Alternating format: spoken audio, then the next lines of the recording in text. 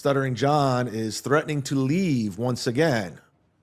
And I know a lot of people are Johned out. John, if you're watching, if somebody wants to clip it, go away. Please go away. I don't need you. I think you're reckless. I think you're dangerous. I think you're stupid. I don't think you're funny. And I agree with Pat Dixon. You're not a comedian. You're not. And I'll tell you why. As much as I don't like Pat Dixon, he's a comedian. I can honestly assess the situation and say, Pat Dixon is a comedian. Does he do comedy now? No. But he put his time in. The guy worked his way up from an open micer to a feature, to a host, to a headliner. He got credits. He became an established New York comic. He's got CDs. He's got specials. You don't. You have nothing. If you look for Stuttering John, the comedian, anywhere on the internet, the only thing that comes up is people taping your sets and making fun of it, like Carl and everybody else.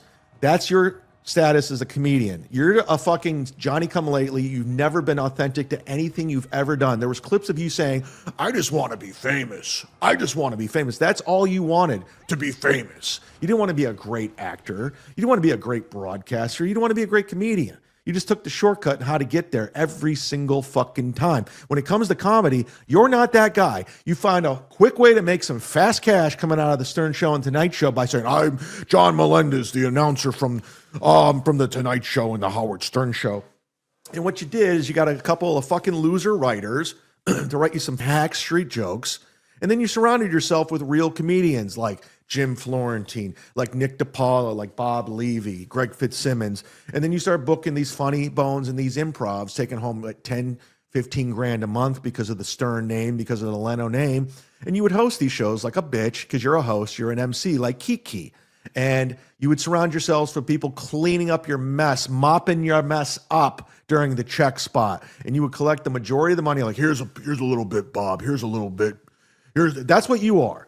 You are a TikTok star. You're Brendan Schaub. That's what you are. You're like exactly like Brendan Schaub, who backdoored himself into comedy, who uses connections to Joe Rogan. And next thing you know, he's doing sold out shows at the Comedy Store, the Improv, Joe Rogan and Friends, throwing him in there. And everyone's looking at this guy like he doesn't know what he's doing. This guy sucks, but he's friends with Joe Rogan. And then he goes out on the road and he sells out. And then he does a special on Showtime and nobody likes it. Nobody watches it and they're making fun of it because they know you can't fake the funk. You can't skip the steps. That's exactly what you are, John. You will forever be that. I'm a headliner. I sell it. You don't. You're doing the same shit shows I'm doing. You're doing the same shit shows Ray DeVito is doing. The difference between me and you is I never had that credit. I never had that Stern Show credit. I never had that Tonight Show credit that could put me over.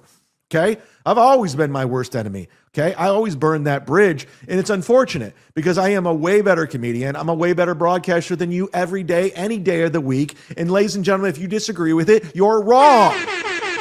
You're just flat out wrong. And if you want to come out to straight up broadcasting, I made more money in radio than you. Yeah, Carl. I know Carl. He's just the third mic on the Alan Cox Show. No, bitch. I was the co-host on salary, making over $100,000 a year, plus endorsements and everything else, for that matter, with stand up on the side. Doing pretty fucking good with my own company car. We know how that happened and how that ended. I'm not going into it.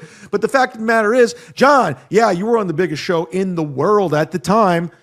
Not anymore. You were the phone screener making $30,000 in radio. So what do you want to, let's say you. How do you want to argue this one? Boy, am I on fire today. Thank you, Dan G. It seems like Kevin's got lazy. Like all he does is just turn on the mic and just watch my show. Like the whole show is watching me. Now, I know I'm stunningly handsome, Adam, but come on. I mean, that's a good joke. John, that's one of the things like the rips all of on John's you, jokes are like knock jokes, street jokes, easy punch. You see the punchlines coming from, I know I'm amazingly handsome. Hilarious. Here's Buckman. Ciao, here's your boy Buckman, the guy who's trying to get in with Schmuel. He's trying to get in with Carl. He wants to be the next big thing. Here's Schmuel Buckman criticizing every single person, but Schmuel, another coward, won't say who his real name is, won't say how old he is, but he'll criticize everybody because Schmuel Buckman wants this more than anyone. He needs this. He follows it. He follows everything. And he pays attention to everybody. And he thinks he's this armchair psychologist, the smartest guy in the room. You're not. You're a freak. You're a weirdo. Okay? I'm not impressed. I know I'm going to take on what, I'm going to watch what B. Dabbler says. Then I'm going to watch what Cardiff says. Then I'm going to watch what Carl says. And then I'm going to take their take and make it my own. It's not authentic. It's not real. I don't give a fuck what you think about me, Schmuel. You're a coward. How old are you? Okay. What's your name? What's your credentials? What's your background? You don't say, but you're going to come after me. But I do like you challenging John. That was good. But that's all you do is just turn on the camera and you sit there and take insults for $2. And that's something that. And again, Schmuel, you're right. But guess what? You heard that from Anthony Cumia. You heard that from Carl. You heard that from Schmuel. Everyone said you take insults for $2 already. You took someone else's take. It's not authentic. So you're just trying to get in where you fit in and try to be cool. What I'm driving at is what's the difference between that? John had to prepare himself for this because he was going into enemy territory. So he came in sober because he realized he gets owned every time he drinks. And Brennan just sitting there. Unless you're the Z-Man when he's blackout drunk and just going after Gino. And I have all the great comebacks. You ever heard of a hard R? Gino, I took it from your playbook when you were on Tony Mazur's Patreon and made him lose his job. Because at least, no. All right, Schmuel. Well, obviously you haven't watched my show. I'll do an hour just talking, a monologue for an hour. I'll do an hour of wasting people's dime. Yeah, it's real hard to do what you do, John. Oh, hey, everybody. How you doing? Hey, Vegas Bear Seal Jerry, give me that timestamp. I'm going to strike him. Had a good day today. Went to the gym. Did buys and tries. Did the Kate Meany workout on the elliptical for 30 minutes. Had a protein drink. Stopped by Stevie Tomatoes. Dropped off some cupcakes.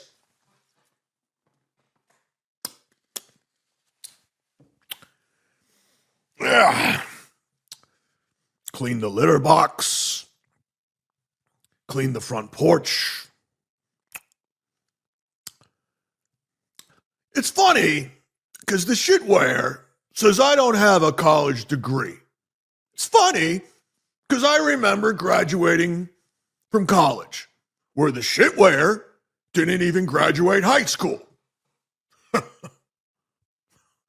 Let me play this for the first time because I learned how to upload a sound effect after 4 years.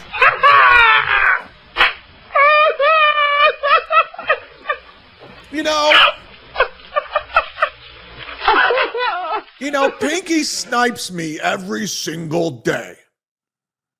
And I strike him every time because this is copyrighted content, what I'm doing right now. But you would think Pinky, who used to be a stand-up comedian, who claimed he was on SNL, even though it was just 1 year, whose younger brother's far more famous and better than him, you would think he would say, you know what, John? John, you were on The Tonight Show with Jay Leno. You were on The Howard Stern Show. You have credits. You were on Wings. You were on Celebrity Get Me Out of Here. You had a record label. You were on a record label and you had a record contract.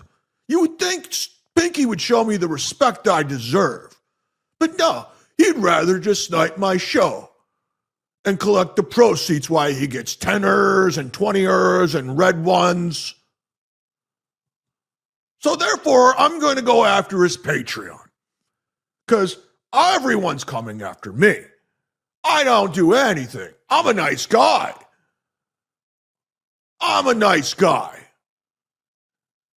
Even though I strike channels, I strike Patreons, I call the police. I go to the police every day to the point where the lieutenant of Cape Coral Police Department says, please, John, leave us alone. We just want to be left alone. I give out frivolous lawsuits. I try to sue people. But I don't know why people keep coming after me. I lie. I threatened some guy for 3 months. I call baby fatso, even though he's not fat and I'm overweight and I'm delusional in my age. I still think I could fight people in a boxing ring, YouTube's terms of service. I fought Crazy Cabby 20 years ago, even though he's been dead, 15? But you would think that's why I'm leaving in March. I'm done. You got a bullseye on me, and I'm a pussy. I run from everything. Just like Rob Saul runs, just like Win by 2 ran. What happened to Win by 2? Yeah, John, we could do that for an hour. It's not that hard. You do the same show. It's a rerun. It's a repeat every single time. Before I start even reading super chats. So that's not really a correct assessment of my show. Now, what's the difference between doing that and just turning on a show and watching it, not commenting, just watching a whole stream and eating pretzels and crackers? I think that's kind of different than me going on for 40, 45 minutes and doing a freaking a monologue talking about a lot. You're wasting everyone's time. You're literally just grifting is what you're doing, John. There's no show. There's no bits. Oh, that's not true. I do the Duke of the Future that I took from Johnny Carson. A lot of things. So I think that's a real poor assessment. You probably haven't watched my whole show. And you don't think that that benefits you? Me doing a monologue for 45 No, minutes? having Kevin snipe or make comments about you. I don't care if it doesn't. My only point is it's just lazy. And if you don't agree, that's fine. We'll agree to The amount of self-awareness in this corner of the internet is hilarious. It's just lazy what Kevin does. What I do is a show. You know? I turn on my show, the audio doesn't work, I fix everything on the fly. disagree. I think it's a lazy way to broadcast. Right. A lazy way to broadcast. For the most part, I don't watch clips. I don't snipe. I do a show. I talk for an hour. I'll read some super chats. If you like it or not. I'll grift. But one thing I don't do is I'll read some of the super chats. I'll read some. Some of them I'll say, I'm not reading that one. I'm not reading that one. I don't sit there and just watch me obsessively.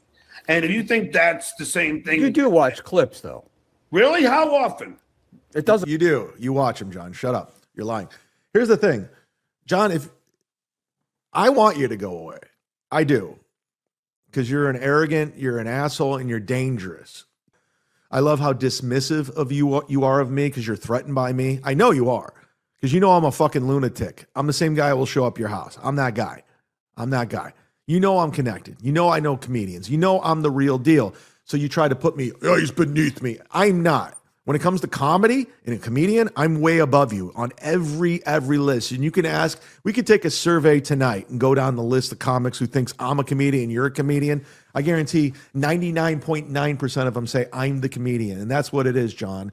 And you'll never be anything. You'll never be considered an actor. You'll never be considered a broadcaster. You'll never be considered a comedian. You will forever be a deadbeat loser dad drunk who is literally losing his whole life online and is everyone that has ever cared about him at one point. You're a fucking loser, John. Go away. Go drink yourself away. And you give me motivation to stay sober because I don't want to be you at the age of 60. I don't.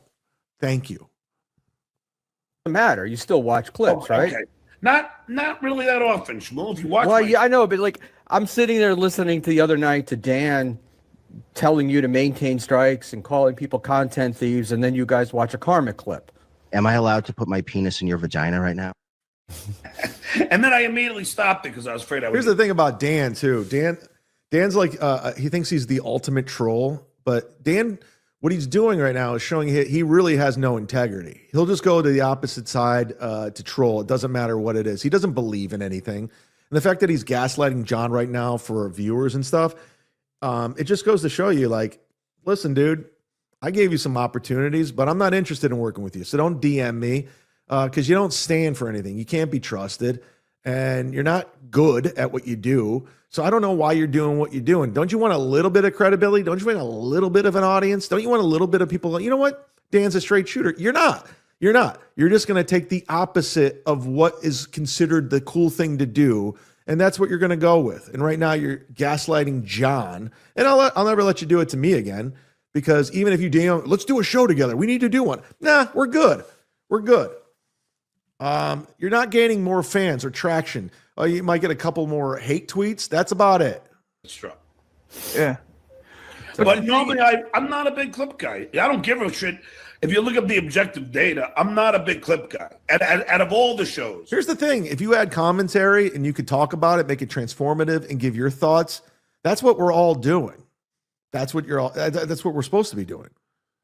And people say, oh, Kevin doesn't do it. Well, that's Kevin's style. Cardiff does the same thing. I saw a clip of Cardiff watching Kiki.